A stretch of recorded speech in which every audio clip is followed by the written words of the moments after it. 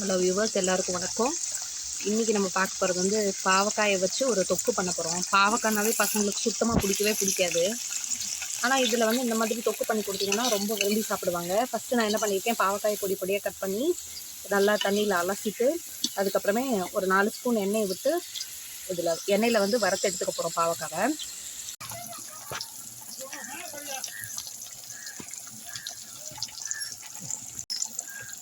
இப்போ இந்த மாதிரி பதத்துக்கு இந்த பாவக்காயை வந்து நல்லா சுருள எண்ணெயில் வதக்கி எடுத்துக்கணும்.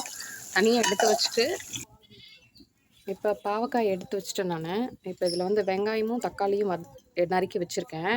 இப்போ வதக்கி வச்சுருக்க வெங்காயத்தையும் தக்காளியவும் ஒன்று ஒன்றா வதக்கி எடுக்க போகிறோம். இது வந்து சேர்த்து கூட கொட்டி வதக்கிக்கலாம்.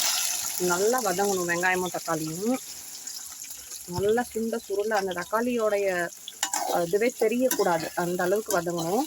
இப்போ நான் என்ன பண்ண போகிறேன்னா, இதில் வந்து கொஞ்சோண்டு உப்பு போட்டுட்டு அப்படியே க்ளோஸ் பண்ணி வச்சோம்னா சீக்கிரமே வெந்து போயிடும். இந்த அளவுக்கு வந்து நல்லா வெங்காயம் தக்காளி வந்து வதங்கணும். நல்லா பார்த்தீங்கன்னா இப்போ வெங்காயமும் தக்காளி வந்து தெரியல, தக்காளி வந்து நல்லா பேஸ்ட் மாதிரி வதங்கிடுச்சு. இதில் உப்பு போட்டு இதை பற்றி நான் க்ளோஸ் பண்ணி வச்சு வேக வச்சு எடுத்துருக்கேன். இது பாருங்கள், எண்ணெய் அப்படியே பிரிஞ்சு மேலே வருது.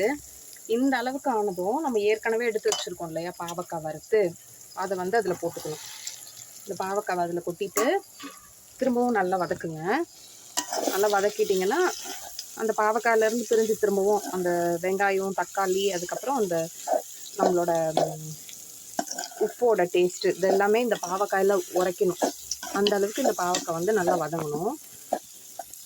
இப்போ பார்த்திங்கன்னா நல்லா பைண்டிங் ஆகிற அளவுக்கு வதங்கிட்டு அதுக்கப்புறம் என்ன பண்ணணும் அப்படின்னா, கொஞ்சமாக நான் வந்து புளி கரைச்சி வச்சுருக்கேன். இந்த புளி தண்ணியை வந்து இதில் ஆட் பண்ண போகிறோம். இதில் ஆட் பண்ணிவிட்டு அவ்வளோதான், கொஞ்சமாக போட்டால் போதும். தண்ணி நிறைய போடவே கூடாது. நிறைய போட்டிங்கன்னா நல்லா இருக்காது. அப்போ இது வந்து அப்போ தான் தொக்கு மாதிரி இருக்கும். இப்போது இது கூட தனி மிளகாத்தூள் 1 ஸ்பூன்,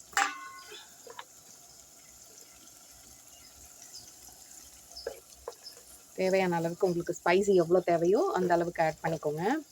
ஆட் பண்ணிவிட்டு நல்லா மிக்ஸ் பண்ணிக்கோங்க. நான் ஏற்கனவே உப்பு போட்டு வேக வச்சுருக்கிறதுனால இப்போ கொஞ்சமாக மட்டும் உப்பு ஆட் பண்ணிக்கிறேன். இங்கே பாருங்க, இந்த மாதிரி கன்சிஸ்டன்சிக்கு வர்ற அளவுக்கு இது வந்து உப்பு மிளகாத்தூள் எல்லாமே போட்டு புளி தண்ணி எல்லாத்தையும் ஊற்றி திரும்பவும் க்ளோஸ் பண்ணி வேக வச்சிடணும். அது அப்படியே நல்லா அந்த ஆயிலெல்லாம் திரிஞ்சு மேலே வர்ற வரைக்கும் நல்லா வேக வச்சிடணும்.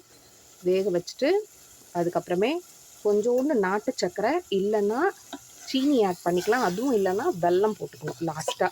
அவ்வளோதான். அது போட்டிங்கன்னா இதில் இருக்கிற கசப்பு டேஸ்ட்டே உங்களுக்கு கட்டாயமாக தெரியவே தெரியாது. இதில் நம்ம போட்டிருக்க ஸ்பைசஸும் தெரியாது. அது சாப்பிட்றதுக்கு அவ்வளோ டேஸ்ட்டாக இருக்கும். வெயிட் பண்ணுங்கள், இது எண்ணெய் பிரிஞ்சு வரட்டும், அதுக்கப்புறமே செஞ்சு காமிக்கிறேன். இந்த மாதிரி எண்ணெய் வந்து பிரிஞ்சு வர்ற அளவுக்கு இதை வந்து நல்லா நம்ம வேக வச்சு எடுத்துக்கணும். அப்படியே நான் க்ளோஸ் பண்ணி வச்சுட்டேன். அவ்வளோதான். இப்போ வந்து ஓப்பன் பண்ணி பார்க்கும்போது இந்த மாதிரி இருக்கு. ஆனால் அடிப்பிடிக்க விடக்கூடாது. இந்த மாதிரி எண்ணெய் வந்து க்ளோஸ் பண்ணி பிரிஞ்சு வந்துருச்சு. இப்போ நான் இதில் வந்து 1 ஸ்பூன் நாட்டு சக்கரை எடுத்து வச்சுருக்கேன். இதை வந்து ஆட் பண்ணிட்டேன். அவ்வளோதான். இப்போ நம்மளுடைய பாவக்காய் தொக்கு வந்து ரெடி ஆகிடுச்சு. சாப்பிட்றதுக்கு ரைஸ் கூட வச்சு சாப்பிடும்போது செம்ம டேஸ்ட்டாக இருக்கும். நிச்சயமாக பசங்களுக்கு வந்து பாவக்காய் எனக்கு பிடிக்காது அப்படின்னே சொல்லவே மாட்டாங்க. அந்த மாதிரி இருக்கும். இது இந்த இதை ஆட் பண்ணதுக்கப்புறம் பார்த்திங்கன்னா கொஞ்சம் கலர் வந்து சேஞ்ச் ஆகும். அது வந்து கலரையும் நமக்கு மாற்றி கொடுக்கும். இப்போ நம்மளுடைய பாவக்காய் தொக்கு வந்து ரெடி. எல்லாருமே கட்டாயமாக ட்ரை பண்ணி ரைஸ் கூட சாப்பிடுங்க. செம்ம டேஸ்ட்டாக இருக்கும். Thank you viewers. Subscribe my channel.